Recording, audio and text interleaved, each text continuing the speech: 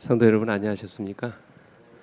특히 이제 명절 연휴를 맞이해서 흩어졌다가 또 객지에 나갔다가 이렇게 고향을 방문한 우리 가족들 또 자녀분들 주님의 이름으로 진심 환영합니다.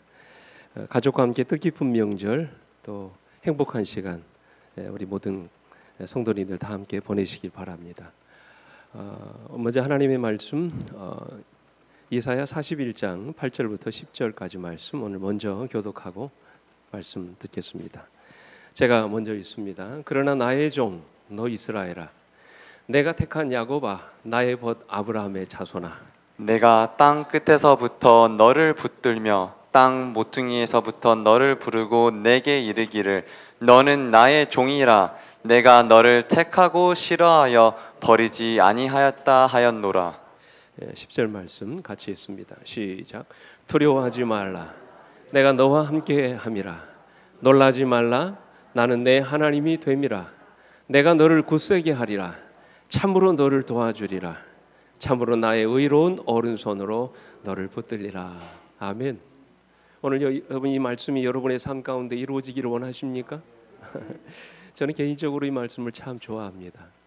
아마 제가 이 말씀을 신방을 가거나 또 병문안을 가서 이렇게 읽어드리면 싫어하시는 분은 한 분도 못 봤어요.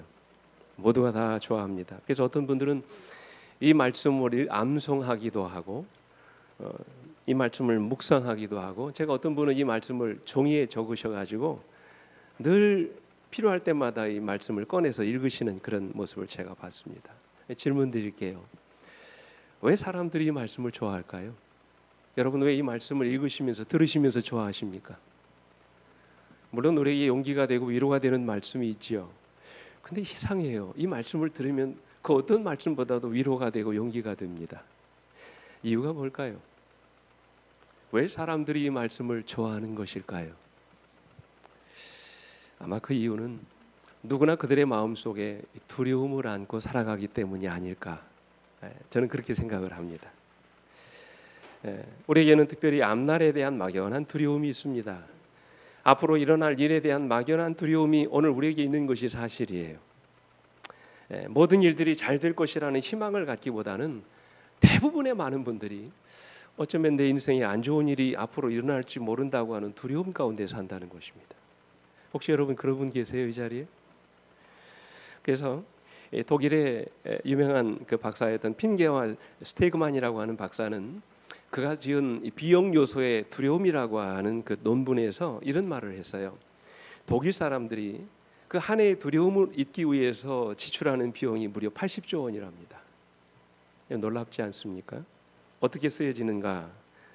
그 두려움을 잊기 위해서 어떤 사람은 술로 30조 원을 쓰고요, 수면제나 약품으로 15조 원을 쓰고, 불안 때문에 떨어진 능률로 인해서 일의 손해가 무려 20조 원에 이르고, 그리고 두려움 때문에 생긴 병을 고치기 위해서 그 치료액만 몇 조라고요?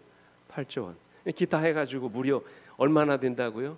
두려움을 극복하기 위해서 얼마를 쓴다고요? 독일 사람들의 이야기입니다, 여러분. 80조 원.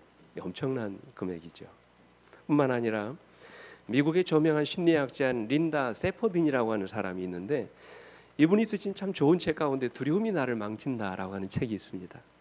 근데 이 책에 보면 두려움 때문에 생긴 피해를 말하면서 이런 말을 합니다. 두려움은 사람을 수동적으로 만들고 소심하게 만들고 늘 경계심을 품게 하고 불안하게 하고 자신이 없게 만들고, 특별히 두려움은 매사에 그 사람을 어떻게 만든다고요?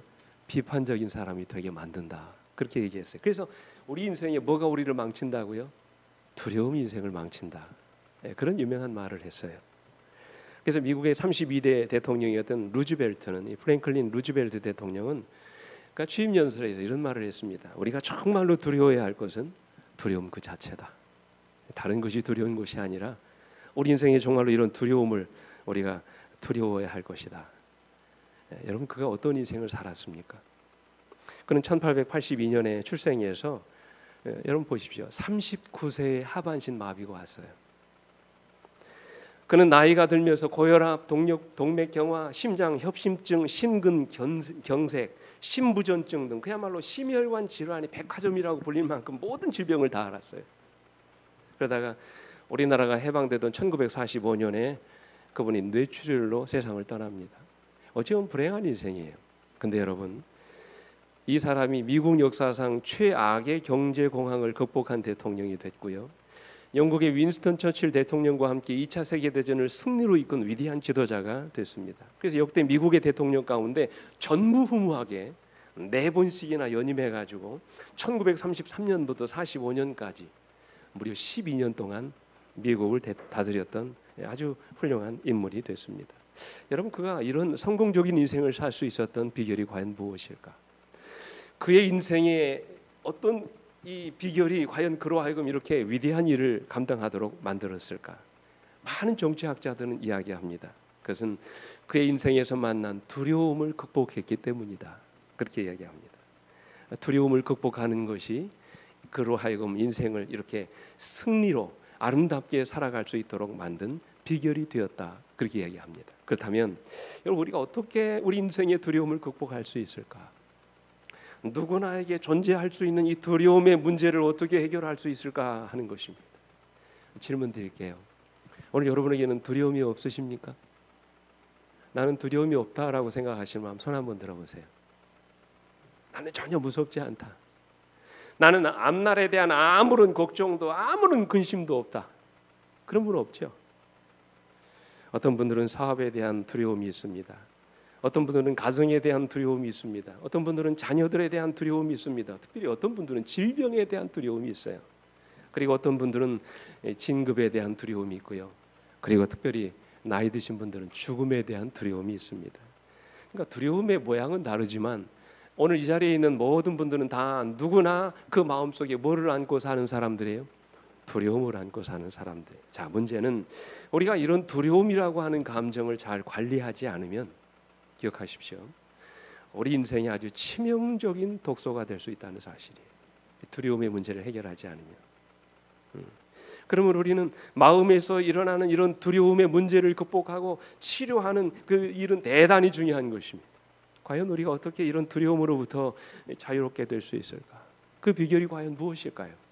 특별히 한 해를 시작하는 이 첫 출발선상에서 우리가 이제 앞으로 이르러 오게 될 여러 가지 크고 작은 문제들 앞에서, 인정이 어려운 시련들 앞에서 낙심하지 않고 이 두려움의 문제를 우리가 극복하고 살 수 있는 그 비결이 과연 뭘까?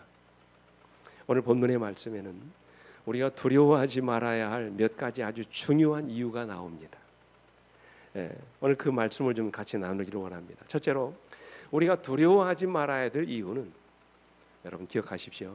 우리는 하나님의 택하심을 받은 특별한 백성들이기 때문에 그렇습니다. 오늘 여러분 이 말씀을 믿으세요? 여러분, 왜 우리가 두려워하지 말아야 된다고요? 우리는 하나님의 택하심을 받은 어떤 백성들이에요? 특별한 백성들이에요. 믿으십니까? 왜 우리가 두려워하지 말아야 합니까? 오늘 말씀처럼 우리는 하나님이 택하심을 받은, 우리는 특별한 백성들이에요. 그 당시 이스라엘 민족이 어떤 상황에 있었습니까? 이 말씀이 어떤 상황에서 주신 말씀이에요? 여러분, 그 당시 이스라엘 민족은 아주 대단히 절망적인 가운데 있었습니다. 그들의 상황을 보여주는 그 표현이 본문에 나옵니다. 우리 본문에 읽지는 않았습니다만 이사야 41장 14절 말씀, 무 같은 야곱아, 버러지 같은 너 야곱아 그랬어요. 여러분, 버러지가 뭡니까? 버러지가 뭐예요? 이 버러지는 아무짝에도 쓸모없는 아주 힘없고 무가치한 존재를 말합니다. 정말로 하나님의 도우심이 아니면 연약하고 속절없고 무가치해서 멸시당하고 짓밟힐 수밖에 없는 그런 인생이에요. 나약한 존재입니다. 그래서 개역 한글에서는 이 버러지 같은 야곱아 그렇게 하지 않고 뭐라고 그랬습니까? 지렁이 같은 너 야곱아 그랬어요. 여러분, 지렁이 아시죠? 왜 지렁이라고 그랬을까요? 그들의 형편이 마치 지렁이와 같은 처지에 있었기 때문입니다. 비 오는 날 길에서 기어다니다가 오가는 사람들의 발에 밟혀서 언제 어느 순간 죽을지 모르는 참으로 비참한 운명의 주인공, 바로 그것이 오늘 여러분과 저라는 것입니다.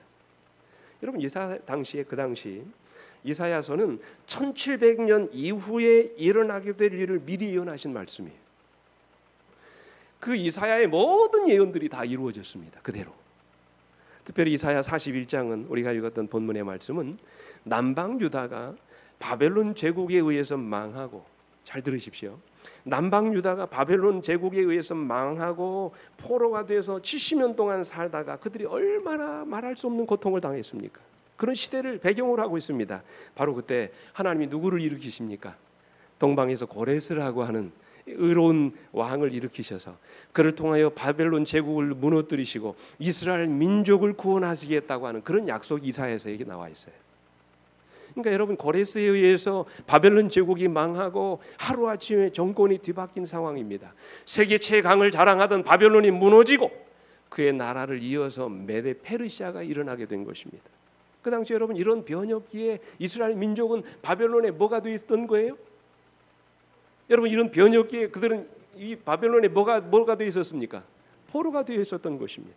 여러분, 포로는 지금도 그렇지만 인간적인 대우나 법적인 보호를 받을 수 없는 그런 무가치한 존재들이었습니다.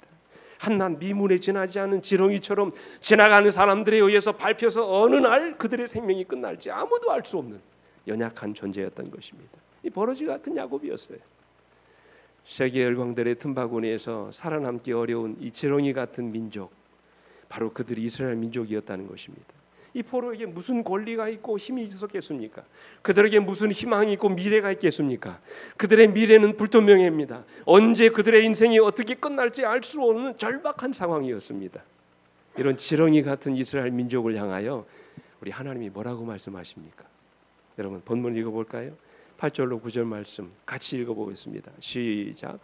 그러나 나의 종 너 이스라엘아, 내가 택한 야곱아, 나의 벗 아브라함의 자손아, 내가 땅 끝에서부터 너를 붙들며 땅 모퉁이에서부터 너를 부르고 내게 이르기를 너는 나의 종이라, 내가 너를 택하여 싫어하여 버리지 아니하였다 하였노라 그랬어요. 여러분, 놀랍지 않습니까? 사람들은 버러지라고 하는데, 사람들은 우리를 보고 지렁이 같다고 이야기하는데, 우리 하나님은 우리에게 뭐라고 말씀하십니까? 너는 나의 종이라고 말씀하십니다. 그죠? 너는 나의 택한 그릇이라고 말씀하십니다. 너는 나의 벗이라고 말합니다. 너는 나의 종이라, 내가 너를 택하여 뭐 하지 않는다고요? 싫어하여 버리지 않겠다고 말씀을 하셨어요. 하나님의 특별한 사랑과 돌보심을 받고 사는 존재, 바로 그것이 오늘 여러분과 저라는 사실이에요. 여러분, 얼마나 감사합니까? 오늘 여러분과 제가 하나님 앞에 바로 이런 존재라는 사실을 기억하시게 되길 간절히 바랍니다. 오늘 우리가 어떤 사람들입니까? 땅 끝에서부터 우리를 붙드시며 땅 모퉁이에서부터 우리를 부르시고 오늘 여러분과 저를 택하여 특별한 하나님의 자녀로 부르신 사람들이에요. 하나님의 자녀가 된 사람들이에요.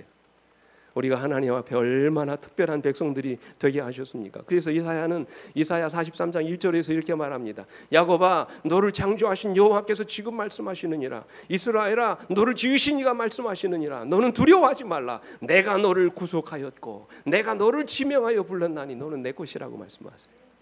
오늘 여러분과 저를 위해서 하나님이신 그분이 피값을 지불하시고 오늘 여러분과 저를 사셨어요. 구원해 주셨습니다. 그리고 영원한 생명을 주신 것이에요. 그리고 아버지 하나님의 자녀가 되게 하셨어요. 여러분, 앞으로 어떤 일이 일어날지 모르는 그런 정치적인 변혁기에 그들의 목숨조차 어떻게 될지 알 수 없는 불안한 상황에서 하나님은 이스라엘 백성들에게 너희가 나에게 어떤 존재인지를 기억하라고 말씀을 하세요. 이게 대단히 중요한 것입니다. 너희는 나가 아주 특별한 존재라는 말씀하시는 것입니다. 너희는 내가 함부로 버릴 수 없는 존재라고 말씀하시는 것입니다. 내가 너를 구속하였고 내가 너를 지명하여 불렀나니 너는 내 것이라고 말씀을 하시는 거예요. 이것은 우리에게 대단히 중요한 교훈을 줍니다. 여러분, 저 좀 보십시오. 때때로 앞날에 일어날 일들에 대한 두려움이 우리의 마음을 불안하게 할 때가 얼마나 많습니까? 여러분, 그렇지요? 내일을 알 수 없는 암울한 현실 속에서 우리가 얼마나 불안한 하루하루를 보내고 있습니까? 혹시라도 일이 잘못되지는 않을까? 내 사업이 망하지는 않을까? 내 아이들이 잘못되지는 않을까? 내 몸이 약해서 혹시라도 병으로 죽게 되지는 않을까? 올 한 해 동안 내 삶에 어떤 순간, 위기의 순간들이 이르러 오지 않을까? 한시도 마음을 놓지 못하고 살아갑니다. 여러분, 이런 위기의 때 잘 들으십시오. 이런 위기의 때 하나님은 우리에게 과연 내가 어떤 존재인지를 기억하라고 말씀을 하세요. 누구에게요? 오늘 나라고 하는 존재가 내가 믿는 하나님에게 어떤 존재인지를 기억하라고 말씀을 하시는 거예요. 이것이 불안에 떨고 있는 우리에게 주시는 첫 번째 메시지입니다. 너는 내게 아주 특별한 존재라고 말씀하시는 것입니다. 너는 내가 가장 사랑하는 존재라고 말씀하시는 것입니다. 너는 나의 특별한 사랑과 관심을 받고 사는 존재라고 주님이 말씀하시는 것입니다. 그러니 걱정하지 말라는 거지요. 염려하지 말라는 것입니다. 두려워하지 말라는 것입니다. 오늘 이것이 이 아침 우리에게 주시는 하나님의 말씀입니다. 오늘 이 교회 김중원 목사하고 그 부인인 하신주라고 하는 사모가 있습니다. 이 두 분이 이제 선교사로 봉사를 하셨는데 이 두 분이 함께 쓰신 책 가운데 그래도 괜찮아라고 하는 책이 있습니다. 제목이 참 특별하죠. 그래도 괜찮아. 이분들이 주로 해외에서 선교사로 활동을 많이 하신 그런 분입니다. 근데 여러분 문제는 뭐냐면 선교사로 활동을 많이 하시는 분들은 그분들은 괜찮은데 항상 무슨 문제가 있냐면 자녀 문제가 있어요. 해외에서 이제 선교사로 아이들이 자라나다 보니까 그 아이들 사이에서 뭐를 당합니까? 따돌림을 당하게 되고 피부색, 언어, 문화가 다르다는 그런 이유 때문에 아이들이 자주 방황하고 좌절합니다. 그래서 부모들은 열심히 복음 생활하고 열심히 교회를 섬기는데 뒤에서는 자녀들이 망가지고 그들의 삶이 완전히 무너지는 것들을 보게 돼요. 이분들이 그런 경험을 했다는 것입니다. 그래서 이 아이를 보면서 이 하신주 선교사는 항상 무서웠다고 그래요. 내 아이가 어떻게 잘못되지 않을까? 이렇게 하다가 우리 아이가 폐인되지는 않을까? 심지어 그 아이가 술과 마약에 손을 대기 시작하면서 말이죠. 이 복음을 전하는 선교사의 가정에 이런 일들이 닥치면서 얼마나 많은 정신적인 고통을 당했겠습니까? 그러다가 어느 날 말씀을 읽는데 하나님이 그들에게 로마서 4장 18절의 말씀을 읽게 하셨어요. 아브라함이 바랄 수 없는 중에 바라고 믿으니 이는 내 후손이 이와 같으리라 하신 말씀대로 많은 민족의 조상이 되게 하심이니라. 이 말씀이었어요. 이 아브라함이 여러분 어떻게 했다고요? 바랄 수 없는 중에 믿었다고 그랬어요. 그랬더니 하나님께서 그들을 통하여 많은 민족의 뭐가 되게 하셨다고요? 조상이 되게 하셨다. 순간적으로 말씀을 읽는데 그 말씀이 들려오더래요. 걱정하지 마라. 내가 바랄 수 없는 중에 바라고 믿으면 내 아들을 내가 그렇게 만들어줄 것이다. 내가 네 아들 인생 책임져 주마. 하나님께서 그 마음속에 그런 말씀을 주시는 것 같았어요. 근데요, 그 순간에도 그 말씀이 믿어지지가 않더라는 것입니다.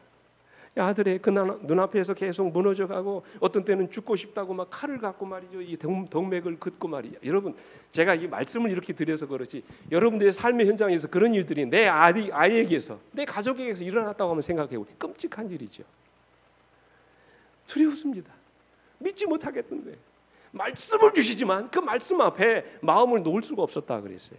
근데 어느 날 하나님께서 그의 아들을 살려달라고 이 하신주 이 사모가 간절히 기도하고 있을 때 하나님이 그에게 이런 말씀을 하셨대요. 내 아들이 변화되지 않은 건 너의 두려움 때문이다. 너는 나를 신뢰하지 않는구나. 새벽에 기도하는데 이 말씀이 들려오더래요. 그제야 그는 자신에게 있는 두려움의 실체를 보기 시작합니다. 하나님이 믿어지지 않았고 하나님이 무능력하게 느껴져서 자신이 하나님은 절대로 내 아들을 회복시킬 수 없을 것이라고 하는 그런 불신이 그로 하여금 두려움에 떨게 했다는 것이. 두려움의 실체는 불신 때문이었습니다. 하나님을 믿지 못하기 때문에 두려운 것입니다. 사단은 계속해서 두려운 마음을 갖게 했어요. 너의 아들 잘못될 거야. 너의 아들 분명히 망가질 거야. 내 아들은 폐인이 될 거야. 나는 내 자녀 교육에 실패한 사람이다. 계속 그런 말을 하는 거예요.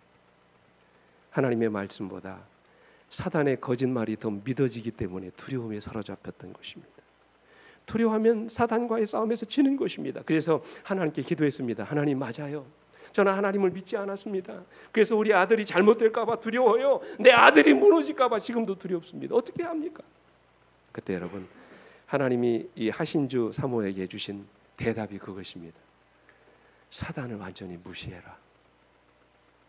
대답이었어요. 뭐를 무시하라고요? 사단의 속삭임을 무시해라. 그래. 우리 아들 잘못되게 해봐라. 우리 아들 폐인 만들어봐라. 우리 아들 타락하게 해봐라. 넌 아무것도 못해. 하나님이 우리 아들을 그냥 내버려 두시지 않아. 하나님은 우리 아들을 회복시켜 주실 거야. 예수 그리스도 이름으로 명하노니 두려움의 영은 물러갈지어다. 날마다 그렇게 기도했대요. 여러분 근데 놀라운 사실은요, 그의 마음속에 두려움이 사라지는 만큼 그의 아들이 변화되기 시작하더라는 것입니다. 두려움이 30% 사라지면 아들이 그만큼 30%만큼 회복됐습니다. 50%가 달라지고 70%가 변화되고 90%가 사라지고 두려움이 거의 사라졌을 때 이제는 아들로 인해서 그 사람이 전혀 두려워하지 않게 됐다. 그렇게 이야기합니다. 여러분 근데요, 두려움이 사라지고 하나님을 신뢰하기 시작하니까 하나님이 지혜를 주시더래요. 이 책에 그렇게 나옵니다. 언제 위로를 해줘야 하는지, 언제 내 아들을 야단쳐야 하는지, 이런 순간에 내 사랑하는 아들에게 어떤 말을 해야 하는지 깨달아지기 시작합니다. 놀라운 사실은 이 순간에 사랑하는 아들이 이 엄마의 기도를 통하여 하나님을 만나는 놀라운 체험을 하게 되었다는 그런 얘기예요. 아들이 변화되기 시작합니다. 오랜 방황을 끝내고 하나님의 진실한 자녀로 사랑하는 아들이 변화되는 기적이 일어나더라는 것입니다. 그래서 하나님께 믿고 맡겼더니 하나님이 그의 아들의 인생을 변화시켜 주신 것입니다. 여러분 이런 배짱이 우리에게도 있어야 되지 않을까요? 한 번은 제가 어떤 목사님이 책을 읽다 보니까 이 목사님은요 비행기를 탈 때마다 이러신대요. 여러분 혹시 그러신 분 계실지 모르겠어요. 혼자 쭉 앉아있는 사람을 둘러보고는 그렇게 혼자 속으로 그런답니다. 오늘 여기 탄 사람들은 나 때문에 안전한 줄 알아라. 좀 유치한 건방진 말처럼 들릴지 모르겠습니다만 여기 우리가 배워야 될 대단히 중요한 교훈이 있습니다. 그분의 말은 나는 하나님의 자녀다. 하나님의 자녀인 내가 비행기를 탔는데 하나님이 가만 계시겠는가. 그러니 오늘 여기 있는 사람들은 나 때문에 뭐 한 줄 알라고요? 안전한 줄 알라. 그렇게 말한다는 것이 대단한 배짱 아닙니까? 우리 실제로 영감이 그런 이렇게 말씀하십니다. 특별한 의미에 있어서 우리는 한 백성으로서 주님의 소유이다. 그리스도께서 우리를 뭐 하셨다고요? 사셨다. 힘에 있어서 뛰어난 천사들이 우리를 두르고 있다. 믿으십니까? 예. 우리 하늘 아버지께서는 한 마리의 참새가 땅에 떨어지는 것도 주목하신다. 우리의 머리카락까지도 못 된다고요? 계수된다. 하나님께서 당신의 백성들을 위하여 섭리를 베푸셨다. 그분은 그들을 특별히 돌보심으로 세상 정책에 가담함으로 그분의 섭리를 불신해서는 안 된다. 사랑하는 성도 여러분, 불안하십니까? 두려움이 있습니까? 오늘 내가 하나님 앞에 어떤 존재인지를 다시 한번 기억하시게 되길 간절히 바랍니다. 오늘 여러분과 저는 하나님의 특별한 사랑과 관심을 받고 사는 존재인 것을 믿으시게 되길 간절히 바랍니다. 오늘 여러분과 저는 하나님의 택하심을 부르신 특별한 그분의 자녀들이십니다. 하나님이 여러분과 함께 하십니다. 여러분을 도와주실 것입니다. 그리고 여러분을 붙들어 주실 것입니다. 용기 잃지 말고 두려움으로부터 자유케 되시길 간절히 바랍니다. 둘째로 우리가 두려워하지 말아야 될 두 번째 이유는 하나님이 우리 인생의 모든 순간마다 우리와 함께 하시기 때문에 그래요. 이 10절 말씀을 같이 읽습니다. 같이 여러분의 마음의 고백을 담아 10절 말씀 같이 읽습니다. 시작. 두려워하지 말라. 내가 너와 함께 함이라. 놀라지 말라. 나는 내 하나님이 됨이라. 내가 너를 굳세게 하리라. 참으로 너를 도와주리라. 참으로 나의 의로운 오른손으로 너를 붙들리라고 말씀하셔요. 이 두 가지를 말씀하시지요. 왜 우리가 두려워하지 말아야 된다고요? 내가 너와 함께 하시기 때문이라고 말씀하십니다. 하나님이 나의 하나님이 되시기 때문이라고 말씀하십니다. 이 말씀은 우리가 아무리 힘들고 어려운 일들을 만나게 될지라도 하나님이 우리 곁을 떠나지 않으시겠다는 약속의 말씀이에요. 생애의 순간마다 하나님이 우리와 동행하시겠다는 약속의 말씀이에요. 그러므로 우리에게 두려워하지 말라고 말씀하시는 것입니다. 하나님의 존재 그 자체가 우리 마음속에 두려움을 물리치게 하는 비결이라는 말씀입니다. 그래서 어떤 목사님은 그런 말씀을 했어요. 이 세상의 가장 위대한 복음은 하나님이 우리를 사랑하신다는 것이 아니라 하나님이 지금도 살아계시다는 것이다. 그 살아계신 하나님이 누구 곁에 계십니까? 오늘 우리 곁에 계시는 거예요. 우리 주님께서도 말씀하셨지요. 마태복음 28장 20절에 볼지어다 내가 세상 끝날까지 너희와 항상 함께 있으리라 말씀하셨어요. 신명기 31장 6절에도 모세는 말하기를 너희는 강하고 담대하라. 두려워하지 말라. 그들 앞에서 떨지 말라. 이는 그 이유는 내 하나님 여호와가 그가 너와 함께 가시며 결코 너를 떠나지 아니하시며 버리지 아니할 것이니라. 모세의 뒤를 이어 이스라엘 민족의 지도자가 됐던 여호수아 1장 9절에도 보면 내가 내게 명령한 것이 아니냐. 강하고 담대하여 하라. 두려워하지 말라. 놀라지 말라. 내가 어디로 가든지 내 하나님 여호와가 너와 함께 하느니라 그랬어요. 여러분 하셨느니라가 아닙니다. 하느니라예요. 우리의 삶 속의 매 순간마다 주님은 당신의 백성과 함께 하시겠다고 약속하셨어요. 여러분 믿으십니까? 문제는 오늘 우리 안에 이런 믿음이 있는가 하는 것입니다. 만약 여러분과 저에게 이런 믿음이 있다면 우리는 우리 마음에서 일어나는 모든 두려움으로부터 자유롭게 될 것입니다. 우리가 인생의 위기를 만날 때마다 우리를 정말로 힘들게 하는 것은 고난이 아니더라고요. 힘겨운 인생의 광야길을 지날 때마다 우리가 만나는 고난보다 우리를 더 힘들고 지치게 만드는 것이 있습니다. 여러분 그게 뭔지 아세요? 외로움이에요. 외로움. 특별히 어려운 일들을 만날 때 우리 마음속에 불현듯 드는 것이 뭡니까? 하나님이 나를 아마 버리셨는가 보다. 아마 하나님이 나를 떠나셨는가 보다. 이런 외로움이 나를 견디지 못하게 하는 것입니다. 그래서 믿음의 조상들도 보면 엘리야도 오직 나만 남았다는 그 외로움 때문에 로뎀 나무 아래 앉아서 스스로 죽기를 구하는 기도를 드렸어요. 여자가 난 자 중에 가장 큰 자라고 하는 침례 요한도 외로운 감방에서 그가 믿음이 낙심되고 실족하게 되는 경험을 했습니다. 하나님의 마음이 합한 자라는 칭찬을 들었던 다윗도 사울 왕을 피해 도망다니는 인생을 살다가 여러분 얼마나 그가 외로움에 사로잡혔습니까? 시편을 보세요. 시편에 나오는 내용들이 다 그거예요. 내 하나님이여 어찌하여 나를 버리셨나이까? 어찌하여 나를 멀리하며 돕지 아니하시나이까? 어찌하여 나를 피하여 숨으시나이까? 이런 외로움이 우리를 힘들게 하는 것이에요. 저도 그런 경험을 했습니다만 어느 가정에 5살 난 아들이 아주 어린 나이에 심장 수술을 받게 됐습니다. 심장 수술이 성공적으로 끝났습니다. 그리고는 이제 중환자실에서 하루 동안 집중 치료를 받게 됐어요. 수술실 밖에서 가슴을 태우며 기다리던 부모는 이제 면회 시간이 돼가지고 아이가 들어있는 중환자실로 들어갔습니다. 혹시 여러분 경험해 보셨는지 모르겠어요. 중환자실에서 고통당하는 아이도 힘들지만 말이죠. 그 아이를 생각하면서 그 아이를 기다리는 부모의 심장은 정말 타들어갑니다.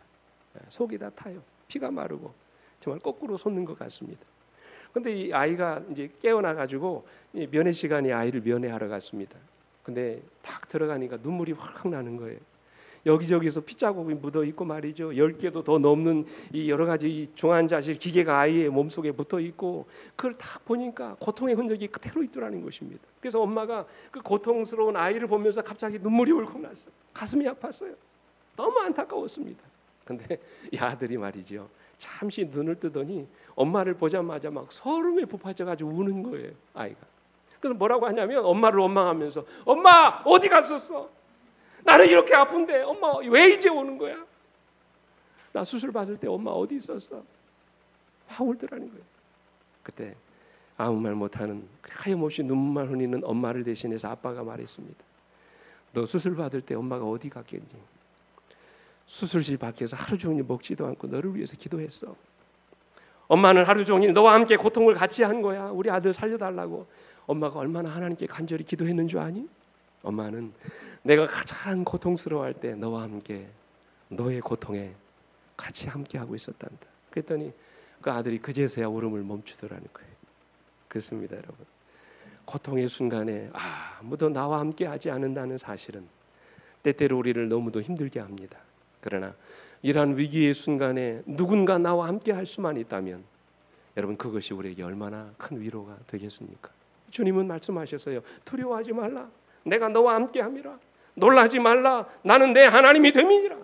내가 너를 붙들리라. 내가 너와 함께 할 것이라. 위기의 순간에 하나님이 나와 함께 계신다면 여러분 우리가 무엇을 두려워할 필요가 있겠습니까? 미국의 토크쇼의 여왕이라고 불리는 오프라 윈프리라는 사람이 있죠. 여러분 아시겠습니다만 이분은 굉장히 불우한 어린 시절을 보냈습니다. 한 번은 그가 토크쇼를 진행하면서 자신의 불행한 과거 이야기를 하면서 눈물을 흘렸어요. 부모가 일찍 이혼해가지고 오갈 데 없이 돼가지고 이 집 저 집 친척집을 다니면서 그야말로 거지처럼 다녔습니다. 그리고 사촌 오빠로부터 성폭행을 당해가지고 이 어린 아이가 말이 원치 않은 임신을 하게 된 거예요. 참 불행한 인생을 살았습니다. 그런데 여러분 그 당시를 돌아보면서 이 오프라 윈프리가 한 말이 있어요. 이게 무슨 말을 한 줄 아세요? 왜 그의 인생이 불행해졌는지 그는 이렇게 이야기합니다. 나는 한 번도 내 아버지가 나를 안아주신 일이 없습니다. 내 어머니에게서 나는 한 번도 너를 사랑한다는 말을 들어본 적이 없습니다. 무슨 얘기입니까? 이것이 그에게 너무나도 큰 트라우마, 상처가 돼가지고 그의 가슴속에 남아있다고 그랬어요. 그래서 그의 어린 시절이 불행했던 것이라고 말합니다. 여러분 기억하십시오. 못 먹고 못 살아서 불행한 것이 아니라 그런 부모의 사랑과 보살핌을 받지 못해서 그의 인생이 불행했다는 것이에요. 고난이 힘든 것이 아니라 사랑받지 못해서 힘든 것이라는 거예요. 오늘 이 말에 여러분 공감하세요? 근데 여러분, 여기 놀라운 복음의 말씀이 있죠. 우리가 이 험난한 인생길에서 두려워하지 말아야 될 가장 중요한 이유가 있다고 말씀하십니다. 그것이 무엇입니까? 물론 하나님이 우리와 함께 하신다는 말씀도 우리에게 위로가 되지만, 그보다 더 놀라운 복음은 그 하나님이 나의 하나님이 되신다는 사실이에요. 그 하나님이 나를 변함없이 사랑하신다는 것이에요. 저는 이보다 더 놀라운 복음은 없다고 믿습니다. 그렇다면 나는 내 하나님이 됨이라는 이 말씀의 뜻이 뭘까요? 언제나 하나님이 내 편이 되신다는 말이에요. 언제나 나를 지지해주고 도와주신다는 말씀이에요. 내가 당하는 모든 길에서 모든 것이 합력하여 선을 이루도록 나의 삶 속에 하나님이 적극적으로 개입해 주신다는 그런 말씀이에요. 그러니까 걱정하지 말라는 거예요. 이사야 선지자는 이사야 48장 11절에 이렇게 말씀하십니다. 너희의 구속자시요 이스라엘의 거룩하신 이신 여호와께서 이르시되 나는 내게 유익하도록 가르치고 너를 마땅히 행할 길로 인도하는 내 하나님 여호와라고 말씀하셨어요. 나를 위해서 어떤 것도 아끼지 않으시는 분, 여러분 그분이 우리가 믿는 하나님이라고 말씀을 하세요. 심지어 뭣도 아끼지 않으셨어요? 로마서 8장 32절에 보면 자신을 아끼지 아니하시고 우리 모든 사람을 위하여 아낌없이 내어주신 분, 여러분 그분이 우리가 믿는 하나님이세요. 그러나 하나님이 우리 곁에 계신다면 뭘 두려워하십니까? 여기 이태리에서 이민을 왔던 이민자 출신인 프랭크 세르피코라고 하는 사람이 있습니다.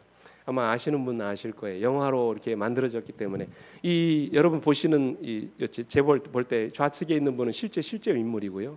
요 흑백으로 된 분은 이제 그 영화 만들어진 그 영화의 이제 그 배우입니다. 프랭크 세르피코라고 하는 사람이 있는데 이분이 어려서부터 많은 고생을 하며 자랐습니다. 그럼에도 불구하고 이분은 아주 신실한 그리스도인이었습니다.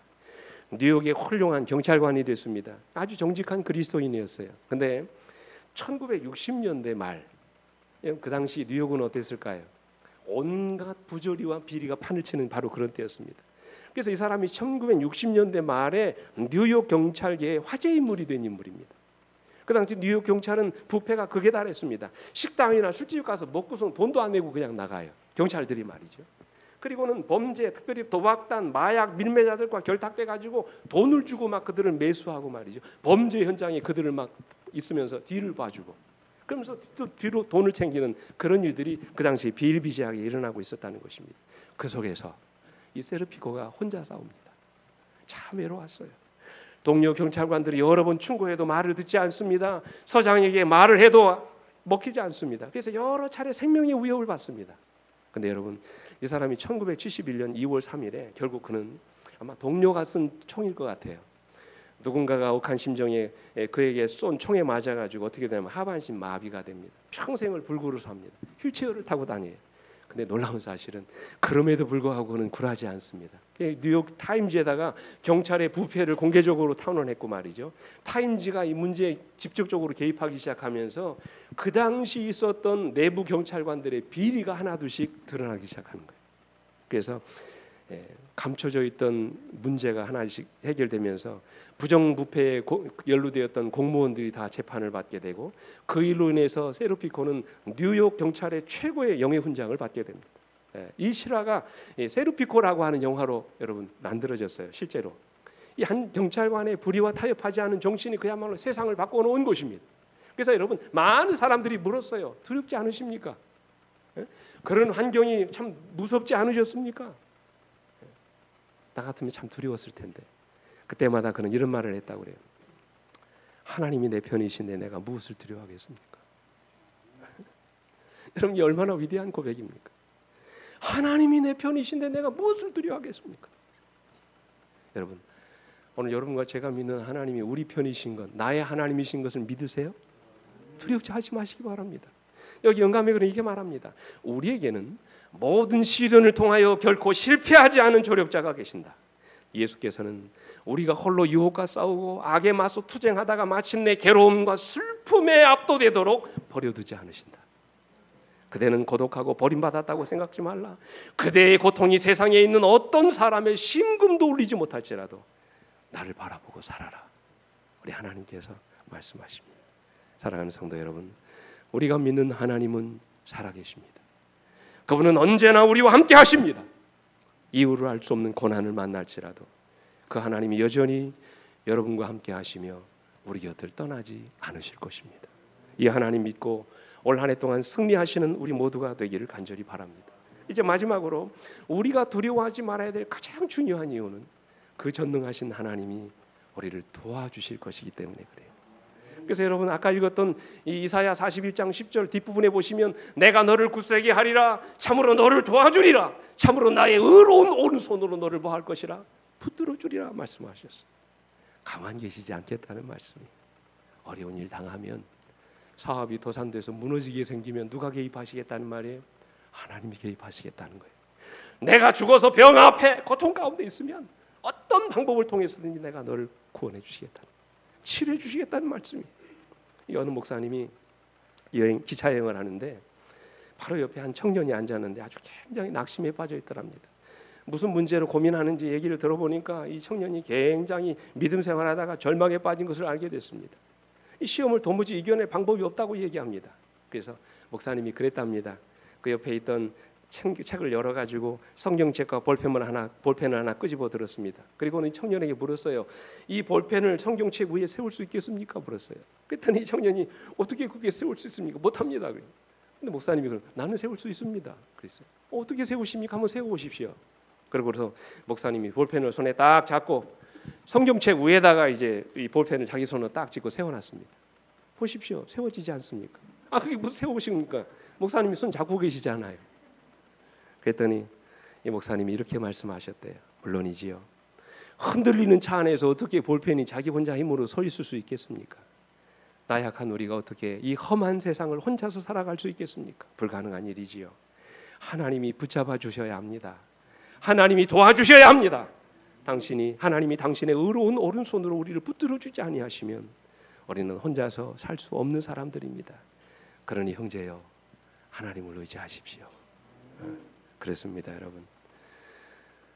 나와 함께 하시는 하나님, 그리고 오늘 여러분과 저를 붙들어 주시는 하나님, 그 하나님께서 한 해를 살아가는 여러분과 저의 삶 가운데서 변함없이 우리를 지키시고 인도하실 줄 믿습니다. 그래서 영감의 글은 이렇게 말씀하십니다. 시간 때문에 제가 넘어가고요. 이 시편 46편 1절에 하나님은 우리의 뭐요? 피난처시요 힘이시니 환난 중에 만날 큰 도움이시라. 시편 146편 3절 5절에 귀인들을 의지하지 말며 도울 힘이 없는 인생도 의지하지 말지니 그의 호흡이 끊어지면 흙으로 돌아가서 그날에 그의 생각이 소멸하리로다. 야곱의 하나님을 자기의 도움으로 삼으며 여호와 자기 하나님에게 자기 소망을 두는 자는 뭐가 있다? 복이 있다고 말씀을 하셨어요. 영감에 그래도 그대가 만일 그대의 무거운 짐을 홀로 지려고 하면 그대는 그 짐에 눌리고 말 것이다. 그대는 무거운 책임을 지고 있다. 예수께서는 그것을 알고 계신다. 그러므로 그대가 그분을 떠나지 않는다면 그분께서는 그대를 홀로 버려두지 않으실 것이다. 그대가 미쁘신 창조주께 그대의 영혼을 지켜주시도록 맡길 때 그분께서는 영광을 받으신다. 이제 말씀을 마칩니다. 사랑하는 성도 여러분, 오늘 여러분은 어떻게 이 한 해를 살아가시겠습니까? 여러분 혼자 힘으로 살려고 하지 않게 되기를 간절히 바랍니다. 매 순간 하나님을 의지하고 살아가시게 되기를 간절히 바랍니다. 여러분의 지혜나 능력으로 살아가려 하지 마시고 그분이 주시는 능력과 지혜를 가지고 살아가시게 되기를 간절히 바랍니다. 그저 인간적인 수완이나 자기 경험으로 살려고 하지 마시기 바랍니다. 매 순간 기도하심으로 하나님을 의지하시기 바랍니다. 그러면 반드시 하나님이 여러분과 저를 도와주십니다. 곁에서 힘이 되어 주십니다. 여러분의 인생의 문제를 해결해 주십니다. 한 해 동안 우리 하나님의 도우심을 힘입어 살아가는 여러분과 제가 되기를 간절히 바라면서 말씀을 마치겠습니다. 함께 일어나셔서 찬양하시겠습니다.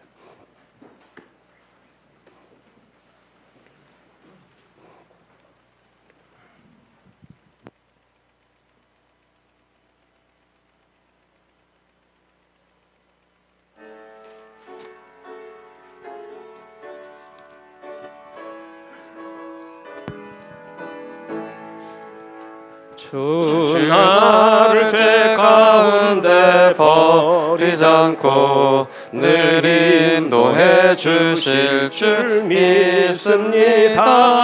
내 가는 길 주께서 지키시며 늘 동행해 주시리. 늘 동행해 주시리. 늘 동행해 주시리. 주 나에게 이길 힘 주시고 늘 동행해 주시리. 주 나에게 큰 영광 보이려고 늘 영생의 길로 날 이끄시네. 나 주님의 손 굳게 잡으리니 늘 동행해 주시리. 늘 동행해 주시리. 늘 동행해 주시리. 주 나에게 이길 힘 주시고 늘 동행해 주시리. 주 나에게 새 영광 보여주며 늘 나에게 평안함 주시겠네. 나 주님의 손 굳게 잡으리니 늘 동행해 주시리. 늘 동행해 주시리. 늘 동행해 주시리. 늘 나에게 이길 힘 주시고 늘 동행해 주시리. 아버지 감사합니다. 우리를 떠나 버리지 않으신다고 말씀해 주시니 감사합니다. 언제나 우리 곁에서 우리의 강한 오른손이 되어 주신다고 말씀하시니 감사합니다. 주님이 내 곁에 계신 것만도 감사한데 위기의 순간마다 나를 돕겠다고 약속하시니 감사합니다. 아버지 절망하지 않게 해주시옵소서. 두려워하지 않게 해주십시오. 걱정하지 않도록 하나님 인도해 주시옵소서. 내가 믿는 하나님이 지금도 살아계심을 믿게 하여 주시옵소서. 이제는 우리 아버지 하나님의 놀라우신 사랑과 그 아들 예수 그리스도의 다함이 없는 십자가의 은혜와 오늘은 나를 일으켜 주시고 날마다 새 힘을 주시는 성령 하나님의 감화 감동하심이 오늘 이 말씀을 듣고 내 마음의 두려움을 정복하기로 결심한 주의 종들을 위해 이제로부터 영원토록 올 한 해 동안 내내 함께해 주시옵기를 우리의 구주이신 예수 그리스도의 이름으로 간절히 축원하옵나이다. 아멘.